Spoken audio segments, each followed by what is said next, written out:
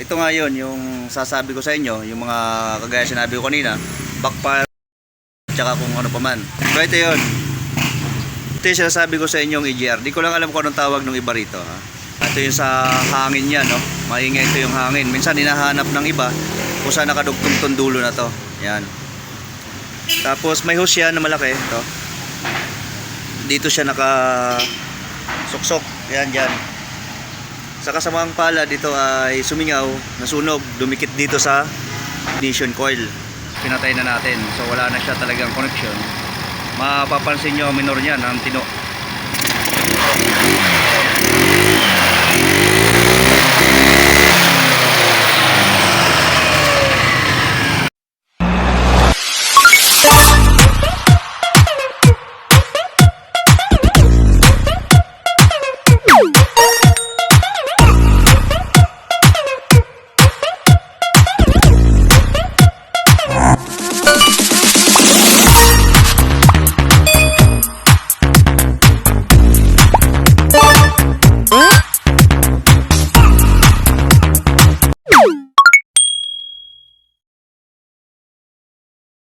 Yun mga kapatid, magandang araw. Ngayon mag-tutorial tayo sa ating mga unit.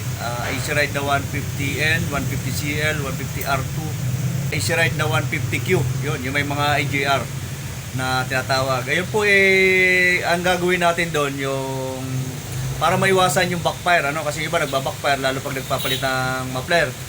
So kailangan daw ito, no? So yun ang gagawin natin. Papakita ko sa inyo paano natin gagawin. At minsan nagluloko din yun, palyado, papatay-patay, walang minor. So yun ay papakita ko sa inyo. Punta natin para makita nyo na nandun yung banda. Punta natin doon, lalakarin natin. Ayan, puntahan natin dito mga kapatid. Ito yun yung ginagawa ko na AC Ride na 150N. Yan. So ito nga yun, yung sasabi ko sa inyo, yung mga kagaya sinabi ko kanina, backfire at saka kung ano pa man. So ito yun. Ito yung sinasabi ko sa inyong EGR. Di ko lang alam kung anong tawag ng iba rito. Ha? Yan. Ito yung sa hangin yan, no? Maingay ito yung hangin. Minsan hinahanap ng iba kung saan nakadugtong tong dulo na to. Yan. Tapos may hose yan na malaki. Ito. Dito siya naka-suksok. Yan, dyan. Sa kasamang pala dito ay sumingaw, nasunog, dumikit dito sa ang ignition coil. Ngayon ang gagawin natin is ano na lang natin siya, no? I-disconnect na natin. Tatanggalin na natin, hindi na natin ito kakabit. Tuturo ko sa inyo kung saan doon nakakabit yan mamaya. Puntahan natin yun ang kailangan natin yan, di-disconnect na natin siya. So wala na to, hindi na natin gagamitin para mas maganda. Tapos magdi-DIY tayo. Gagamitin natin to. Wala kasi akong makitang wala akong makitang malaking bolt na pwedeng i-gawin. Tapos itong kanyang hose na maliit, pinutol ko na rin tong hose na mahaba. At yun, meron din akong bolt uli. Tapos siyempre kasama pa rin yung ating mga clamp, no? Ipapakita ko sa inyo kung paano natin siya gagawin mamaya. Makikita nyo kung saan natin siya ikakabit. Yan. Okay, pupuntahan natin doon, pakita ko sa inyo. Ito yun mga kapatid, kung pamilyar kayo dito. Dito nakakabit yung hose na ito, yung kunin ko lang. Ito. Dito yan. Yan, yan. Yan siya nakakonect. Tapos yung hose naman na to na malaki is dito naman siya nakakonect. Yan dito. Papuntang engine yan. Yan. So nakakonect din yan dyan. Mga ganyan. So i-disconnect na natin siya, no? At ito naman itong gear na to ay dito yan. Saan ba yun? Paano na ba ang kabit nun? Yan. Pag ganyan. Yan. Nakatornilyo yan dun eh. So yun ang natin ngayon. Hindi na natin siya gagamitin, okay, sisimula tayo. Papakita ko sa inyo kung paano natin siya gagawin habang bibidyohan ko rin, di ba? Papakita ko kung paano natin siya ma-DIY, ha? Okay, ayan, dito na tayo mga kapatid. Kailangan natin ng screw. So ito na yun, gagawin na natin ano. Paano natin siya gagawin? Puputulin ko muna to. Lang, parang mahirap putulin yata. Oh, kaya pala. Kasi pinabili ko rin sila ng ganito para ibalik sana sa stock mga kapatid. Kaso walang mabili no. So gagawin natin, gagawa na lang natin ng solusyon, paraan. Okay, kung naputol na natin to, di ba mahaba to. Ganito gagawin nyo Tulin nyo lang to. Tapos ito alam nyo pa to kung saan to. Sa repair kit to mga kapatid. So yan ipapasak natin dito sa loob. Pero lagyan muna natin siya ng clamp para di tayo mahirapan mamaya. Ayan, medyo kalawangin tong mga clamp nya Pero okay na rin. Ganito yung ginawa natin sa isang kapatid natin, yung nagbabackfire nakaraan, kung napanood nyo rin sa aking page o sa aking Facebook, na nilagyan ko siya ng spark plug dito. Ito iba naman ang gagawin natin. Kasi wala tayong spark plug, so ito naman ang gagawin ko. Ayan, tusok lang natin dito. Para hindi lang to sumigaw mga kapatid, kaya kailangan natin siyang itusok. Ayan. Oh, sops. Oh, sagi yung ating camera. Tika lang. Ayan. Pag nilagay na natin ng ganyan, pupukin natin para medyo gumanda-ganda, pumasok.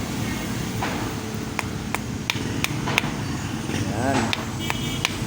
So pag pumasok na siya, saka natin lagyan ng clamp dito sa dulo para hindi lang sumingaw yan mga kapatid, para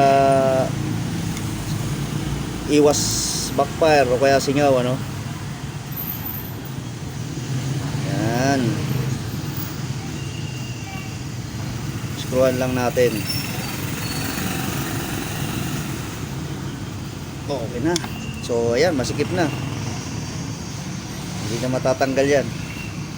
Diba? May solusyon tayo. Pero pwede kayo maglagay mga kapatid dito ng halimbawa bolt na may ulo para medyo sagad. Wala kasi akong bolt na medyo malaki, kaya ito lang ang ginawa ko Baka gayahin nyo rin. Pwede rin ang bolt talaga na malaki. Basta yung kakasya lang dito sa butas. Isang kasi to halos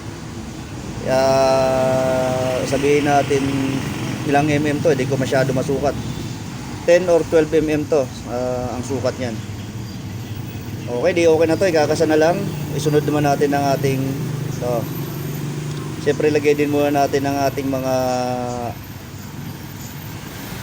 clamp din para mamaya hindi tayo mahirapan. Yan, tapos okay na to. Ito ilalagay natin dun sa may manifold dun sa makina. Tapos ito naman, harangan naman natin dito. Yan, i-screw lang natin para matibay din siya para wala talagang singaw. Yan, sasagad natin to, sagad natin para maganda. Kailangan natin ng screw para isagad natin.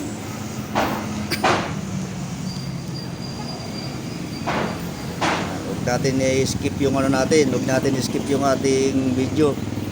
Tuloy-tuloy lang natin. Saglit lang naman to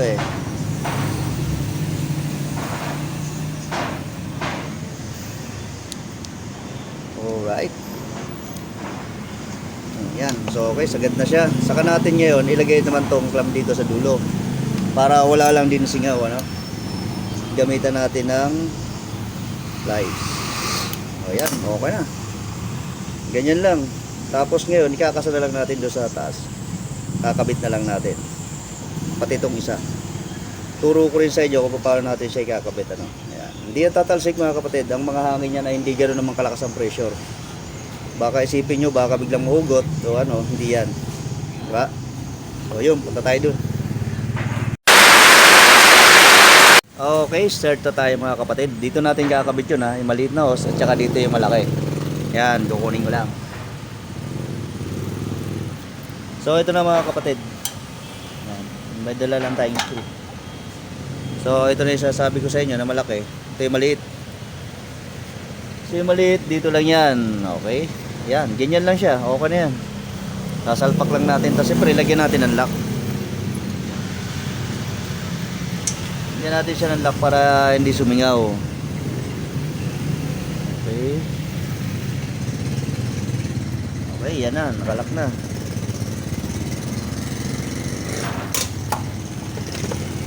At ito naman sunod natin yung malaki natin dito.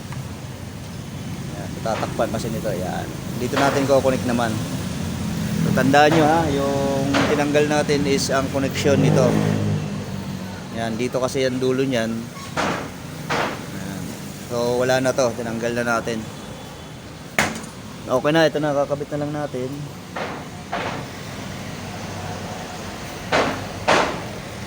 Okay na, yun lang. Sulob lang natin yun. Angat ko konti yung camera natin. Yan, tapos okay, higpitan na lang natin to. Dito pala yung screw natin.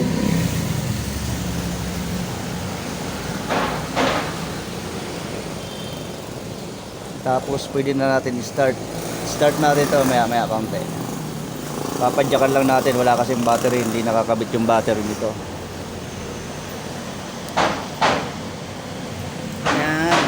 Lilipat ko lang yung camera doon mga kapatid sa kabila.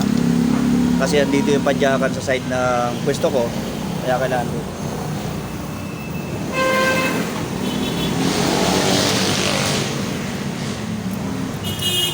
Okay.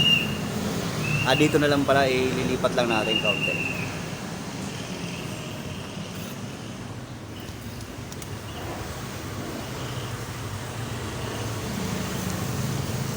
Yan, so papadyakan natin mga kapatid.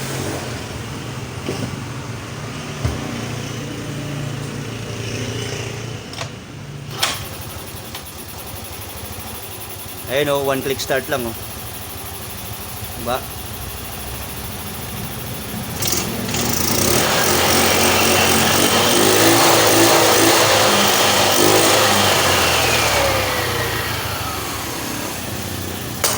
Ayan, oh, ang ganda ng minor nyo. Tapos wala pang backfire.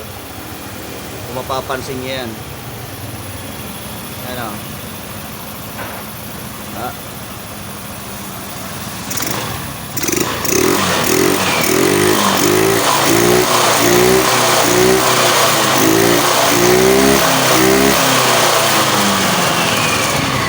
Ang ganda ng kanyang minor. Tahimik. Ba? Eto na mga kapatid oh. Diba, ayos ang ating ginawa na to, pinatay na natin. So wala na siya talagang connection. Mapapansin nyo ang minor niyan, ang tino.